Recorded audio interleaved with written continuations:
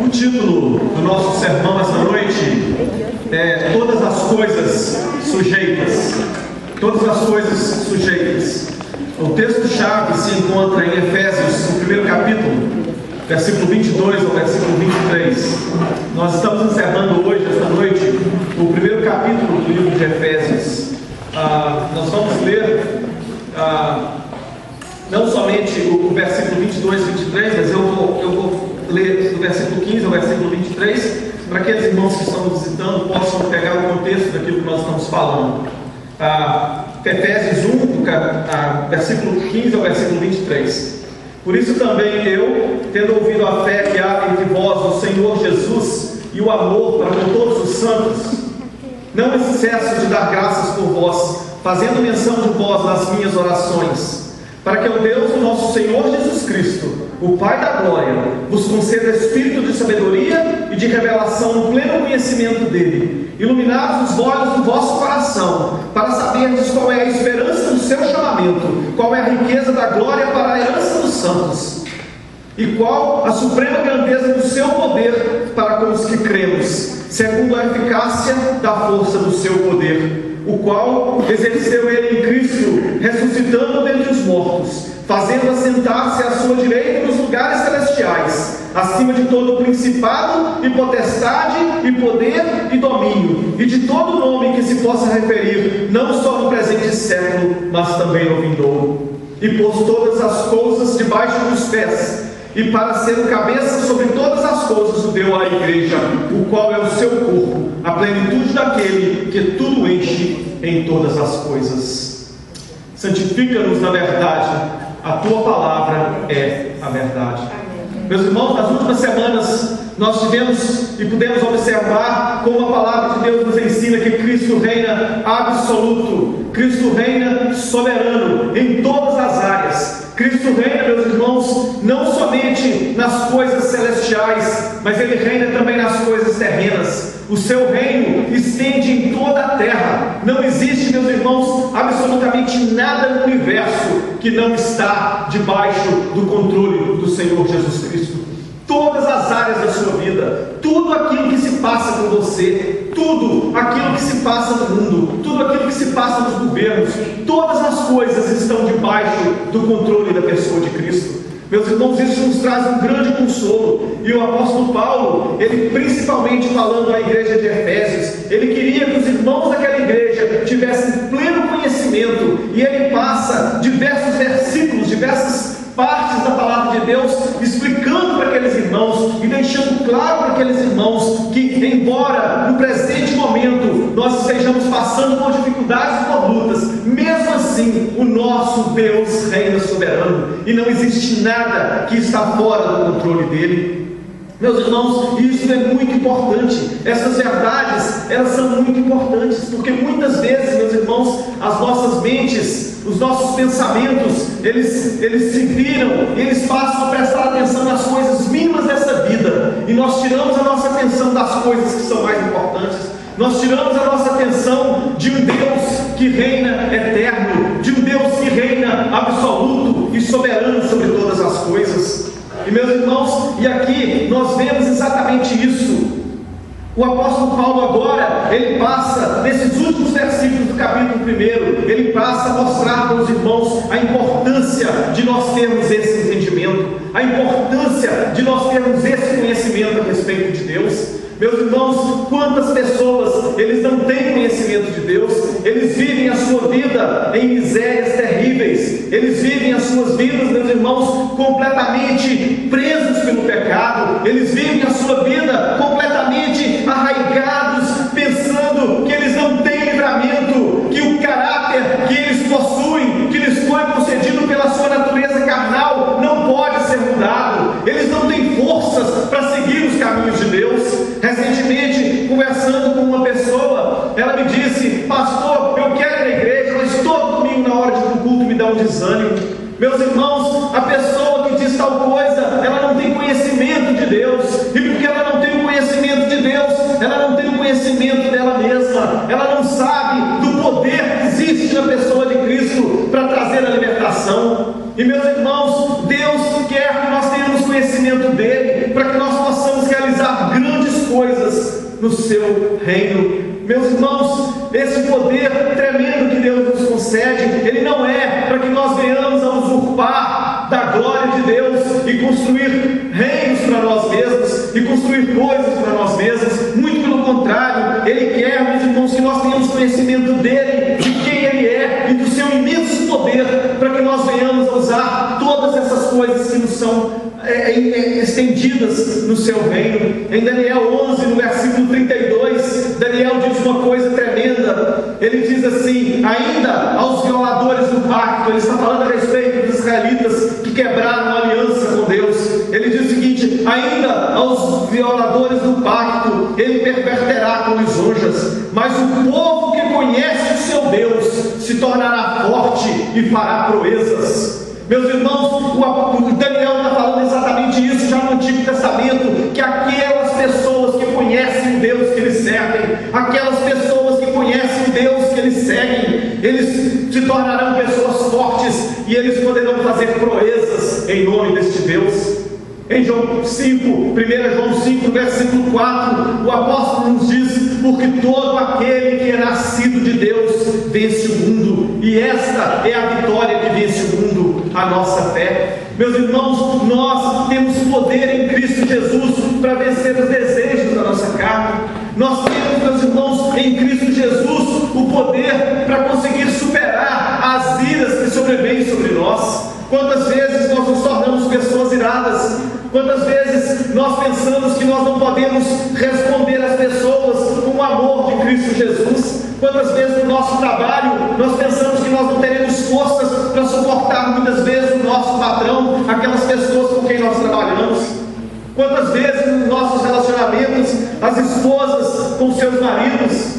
Quantas pessoas, meus irmãos, têm a capacidade de dizer: eu não tolero mais este homem, eu não tenho mais condição de viver com essa mulher? Meus irmãos, e eles não sabem que em Cristo existe um grande poder, não somente para ordenar que todas as coisas aconteçam, mas também para executar todos os planos que Ele determinou. Meus irmãos, a Bíblia nos ensina que Deus é aquele que realiza em nós tanto querer quanto realizar da sua boa vontade. Meus irmãos, Deus é aquele que opera em nós o desejo de sermos melhores companheiros, aquele que opera em nós o desejo de sermos melhores funcionários, melhores patrões, e Ele vem, meus irmãos, e Ele tem o poder de fazer com que nós venhamos a executar essas coisas que são a sua vontade.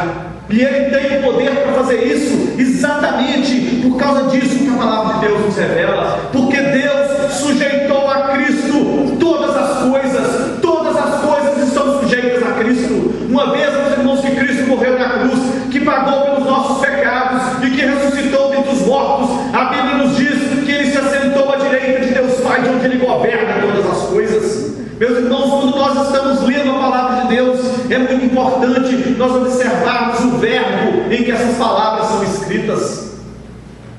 Como eu disse na pregação passada, existem pessoas que acreditam que Cristo vai ser rei algum dia, mas na palavra de Deus no Novo Testamento, hora nenhuma, o verbo é colocado como algo futuro. A palavra de Deus nos diz o seguinte: e sujeitou todas as coisas. Ele sujeitou, é algo passado. O verbo que quando o apóstolo Paulo estava escrevendo é algo que estava colocado no passado. Meus irmãos, todas as coisas estão sujeitas a Cristo neste exato momento. Tudo pertence a Ele. Os irmãos podem dizer assim: mas e os ataques que vêm contra o cristianismo nos dias atuais? E os ataques que vêm contra Deus? E os ataques que vêm contra a nossa fé? Meus irmãos, todos esses ataques, eles surgem de uma mesma posição. As pessoas que provêm, que atacam e que usam essas coisas para atacar o reino de Deus, elas estão debaixo dos pés de Cristo. Este ataque, ele vem de baixo. Nós temos uma frase no Brasil que fala, vocês irmãos já viram, pelo menos a minha mãe falava,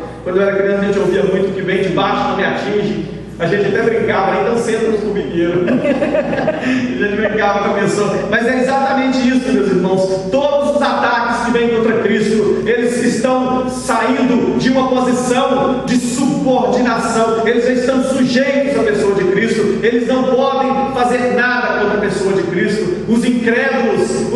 que o mundo considera os mais sábios, os professores das Harvard, das Yales, das Oxford na Inglaterra, esses que atacam e estão em completa rebeldia contra Cristo, eles permanecem em rebeldia, mas eles estão exatamente sujeitos a Cristo, eles estão debaixo dos pés do Senhor Jesus Cristo. E é isso, meus irmãos, que nós lemos nas Escrituras. No Salmo 110, no versículo 1 a 2, diz o seguinte: disse o Senhor ao meu Senhor, referentes ao Senhor Jesus Cristo: assenta-te à minha direita, até que eu ponha os teus inimigos por escabelo dos teus pés. O Senhor enviará de Sião o cetro do teu poder, domina no meio dos teus inimigos. Meus irmãos, este é o versículo mais citado no Novo Testamento com relação ao Senhor Jesus Cristo. Em Colossenses 2, versículo 14 e 15: e havendo riscado o escrito de dívida que havia contra nós em suas ordenanças, o qual nos era contrário, removeu do meio de nós, cravando-os na cruz, e tendo despojado os principados e potestades, os exibiu publicamente, e deles triunfou na mesma cruz. Meus irmãos, o apóstolo Paulo, em Colossenses, ele está mostrando para os irmãos a vitória de Cristo, a vitória suprema de Cristo, e o pecado que estava nos condenando. Meus irmãos, muitas pessoas podem pensar que Cristo pagou pelos nossos pecados, mas que Ele não reina em todas as áreas da nossa vida. Que Cristo pagou pelos nossos pecados, mas Ele não é Senhor absoluto do universo. E o apóstolo Paulo fala completamente o contrário disso. Ele mostra que porque Jesus Cristo pagou pelos nossos pecados, porque Jesus Cristo riscou a cédula que nos condenava, agora Ele sujeitou todos os principados, Ele sujeitou todas as potestades, Ele governa absolutamente sobre todas as coisas e sobre todo o universo. Meus irmãos, as pessoas que acreditam em poderes demoníacos, as pessoas que acreditam em poderes espirituais e acreditam que esses poderes sequer comparam com os poderes de Cristo, que eles têm sequer, meus irmãos, um pé, um pouquinho do poder de Cristo. Eles estão completamente alheios, enganados e completamente errôneos, completamente com doutrinas falsas. Porque, meus irmãos, todos os principados e todas as potestades, eles se encontram no mesmo lugar, sujeitos e debaixo dos pés do Senhor Jesus Cristo. Tem pessoas que acreditam que Satanás tem poder igual ao Senhor Jesus Cristo, e que os dois estão lutando um com o outro para ver quem vai ganhar no final. Mas, meus irmãos, esse ensinamento é completamente errado. O Senhor Jesus Cristo é soberano e Ele reina absoluto. E, meus irmãos, e é por isso que nós temos a possibilidade de sermos santificados. É por isso que nós temos a possibilidade de vivermos uma vida na presença do Senhor. Meus irmãos, porque nós fomos justificados quando a cédula foi riscada e apagada na cruz, é que nós hoje podemos ser santificados. Eu guardo a possibilidade de falar sobre isso mais para frente. Hoje nós estamos com pressa, nós não vamos falar muito mais sobre essas questões, mas nós vamos falar agora a respeito do anúncio do Evangelho. Meus irmãos, quando o Evangelho foi primeiro anunciado, na verdade, não foi exatamente em Gênesis 3,15 que o Evangelho foi anunciado a primeira vez. O Evangelho foi anunciado a primeira vez em Gênesis 1, capítulo 1, versículo 1. Mas os teólogos acreditam que o Evangelho foi anunciado em Gênesis 3, no versículo 15. E é porque neste versículo a Bíblia fala claramente a respeito de um descendente da mulher. E ela diz o seguinte: porém inimizade entre ti e a mulher, entre a tua descendência e o seu descendente. Este lhe ferirá a cabeça e tu lhe ferirás o calcanhar. Neste exato momento em Gênesis, 4.000 anos aproximadamente antes da vinda do Senhor Jesus Cristo, não, perdão, mais ainda, né?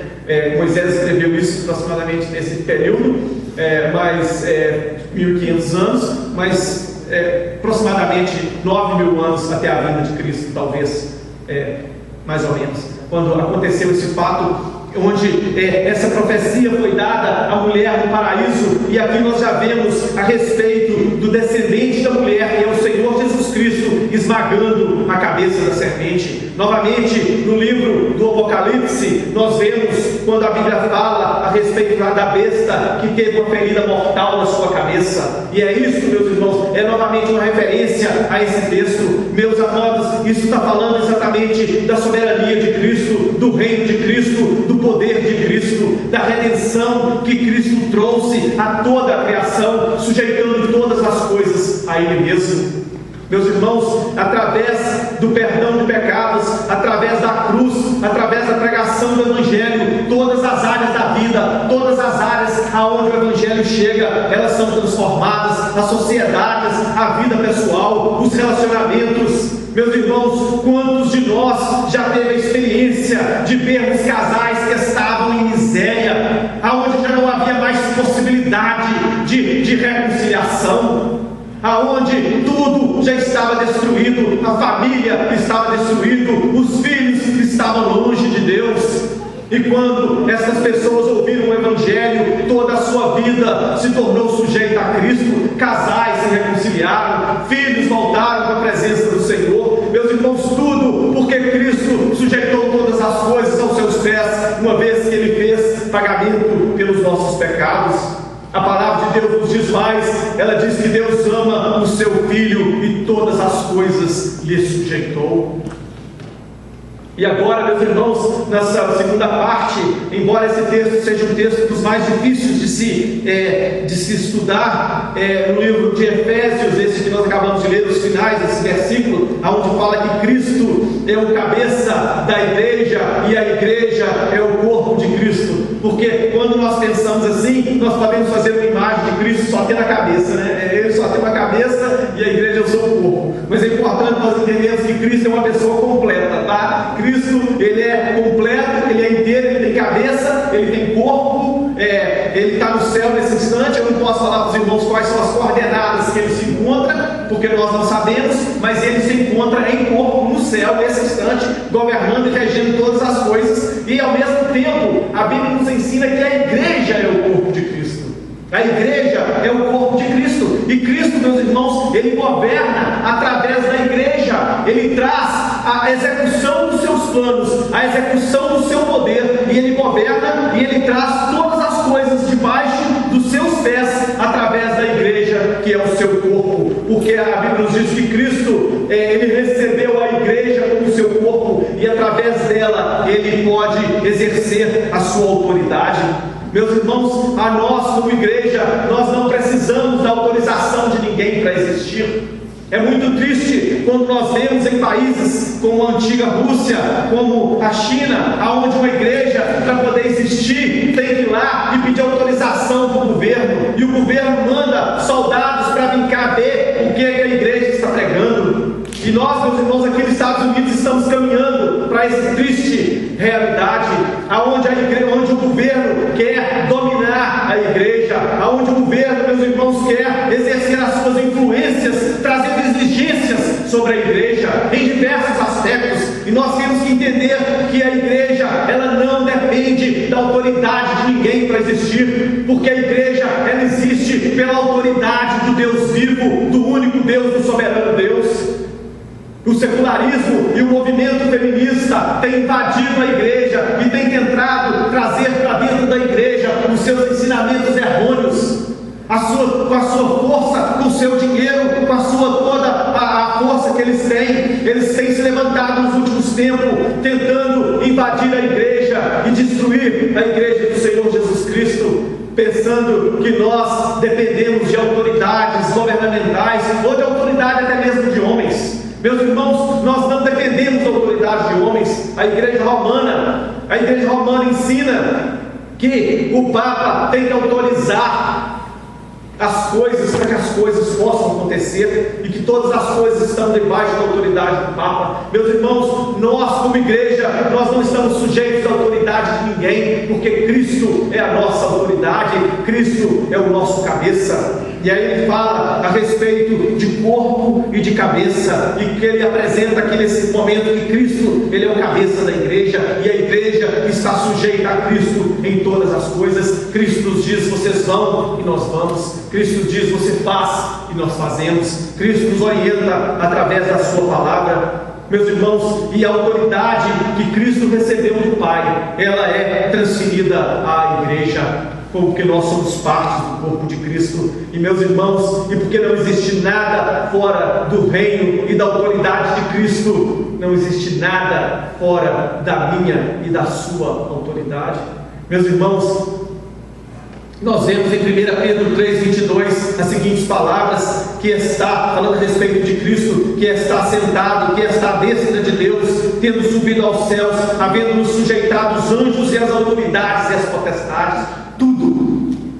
Em 1 Coríntios 15, versículo 25, pois é necessário que ele reina até que haja posto todos os seus inimigos debaixo dos seus pés. Aqui o texto dá um pequeno entendimento, como se todos não estivessem, mas o que ele está dizendo é o seguinte: Cristo reina até que todo aquele que está em rebeldia contra ele seja esmagado e seja derrotado. Essa é a ideia. Não é que essas pessoas têm a capacidade de estar fora dos pés de Cristo, mas eles já estão debaixo, mas eles estão em guerra, tentando sair, tentando fugir, mas eles não conseguem, e eles vão permanecer aí até que eles sejam esmagados ou que eles sejam reconstituídos.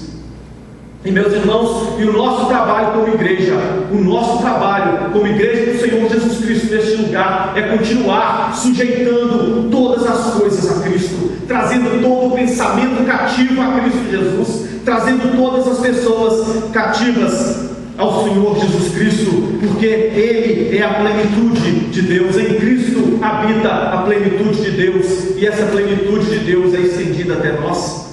Em Colossenses 2, 9 e 10 nós lemos: porque nele habita corporalmente toda a plenitude da divindade, e tendes a vossa plenitude nele, que é o cabeça de todo principado e potestade. Meus irmãos, não existe outro caminho, exceto o reconhecimento de Cristo como sendo a autoridade, e dessa imensa ligação que existe entre Cristo e eu e você como igreja de Cristo Jesus. Nós sabemos disso porque veja bem o que aconteceu em Atos, no capítulo 9, quando o apóstolo Paulo perseguia a igreja de Cristo. O apóstolo Paulo estava perseguindo os crentes em Cristo Jesus aonde eles se encontravam. Em todo lugar que havia um crente, o apóstolo Paulo ia para trazê-los presos. E quando ele estava a caminho de uma cidade, ele recebeu uma visão. E ele caiu por terra, e Jesus Cristo perguntou a ele: Paulo, por que você me persegue? Meus irmãos, o apóstolo Paulo, eu acredito nesse instante, falou assim: de onde eu tiro a ideia que eu estou perseguindo ele? Eu estou perseguindo a igreja, eu não estou perseguindo ele. Mas o Senhor Jesus Cristo toma muito pessoal as nossas dores.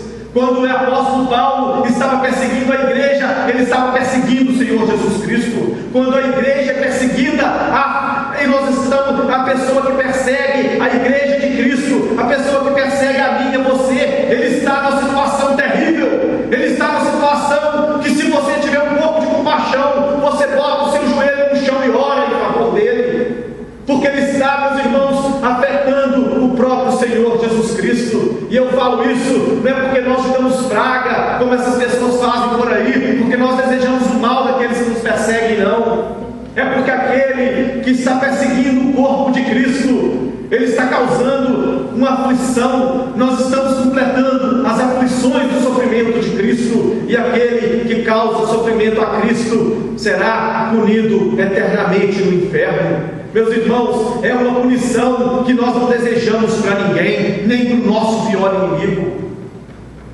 Cristo sofre quando nós sofremos. Ele não sofre no sentido de pagamento de pecado, porque isso ele já sofreu, já foi uma vez. Mas ele sofre no sentido de que agora, porque a igreja é o seu corpo e ele é o cabeça da igreja, existe uma união íntima entre Cristo e a igreja. Quando a igreja sofre, é como que Cristo também sofre. Veja bem o que o apóstolo Paulo fala em Colossenses 1:24: agora me regozijo no meio dos meus sofrimentos por vós, e cumpro na minha carne o que resta das aflições de Cristo, por amor do seu corpo, que é a igreja. É meio complicado esse texto aqui, eu leio com muita pressa, porque nós estamos com pouco tempo hoje, mas ele está querendo dizer que ele sofria aquilo que restava das aflições de Cristo, por causa da igreja. Cristo e a igreja, eles são unidos, e eles são unidos na mesma obra. Meus irmãos, toda a autoridade nos é dada para realizar a obra de Cristo. A restauração de todas as coisas se encontra na nossa responsabilidade. A pregação do Evangelho é aquela que restaura todas as coisas. Jesus Cristo, em Mateus 28, disse: toda a autoridade me foi dada no céu e na terra. Ide, pregai o Evangelho, fazei discípulos, e eu estarei convosco até a consumação dos séculos. A presença de Cristo é real e verdadeira. Aonde se encontram 2 ou 3 reunidos em nome dele, ele está presente ali. É uma realidade viva. Ele está presente ali. Ele diz isso na ceia, em João 6,56. Ele diz: quem come da minha carne e quem bebe do meu sangue permanece em mim e eu nele. É uma realidade que nós não podemos fugir dela. Nosso objetivo, meus irmãos, é levar o Evangelho a toda a criatura, em nome e pela autoridade do Senhor Jesus Cristo. Eu queria que o Eric estivesse aqui agora para ele ouvir o que eu vou falar. O Eric tem uma frase que ele sempre brinca a respeito. Ele fala assim: quando o barco começa a afundar, quem é que pula primeiro? Quando o barco começa a afundar, os primeiros que pulam fora são os ratos.